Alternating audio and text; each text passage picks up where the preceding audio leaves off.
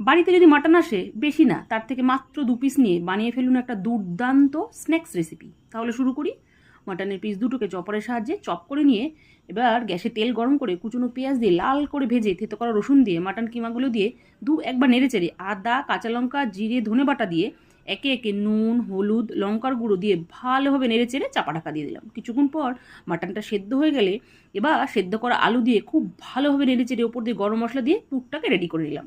এদিকে দুটো ডিম সেদ্ধ করে খোসা ছাড়িয়ে মাছ বরাবর কাট লাগিয়ে নিলাম। ডিমের সাদা অংশটা আলাদা করে নিয়ে কুসুমটাকে বের করে নিলাম। এবার একটা করে ডিমের সাদা অংশ নিয়ে মাঝখানে আগে থেকে রেডি করা পুর দিয়ে আরেকটা ডিমের সাদা অংশ দিয়ে চাপা ঢাকা দিয়ে স্টিক দিয়ে গেঁথে রেডি করে দিলাম।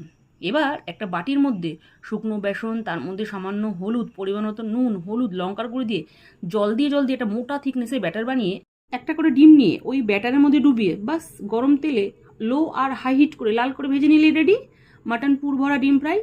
রেসিপিটা দেখতে যেমন লোভনীয় আর খেতে কোনো কোয়াত্তা হবে না। বলছি, এই রেসিপিটা তোমরা মাটনের জায়গায় চিকেন দিয়েও বানাতে পারো, তবে মটন দিয়ে বানালে বেশি স্বাদ হয়।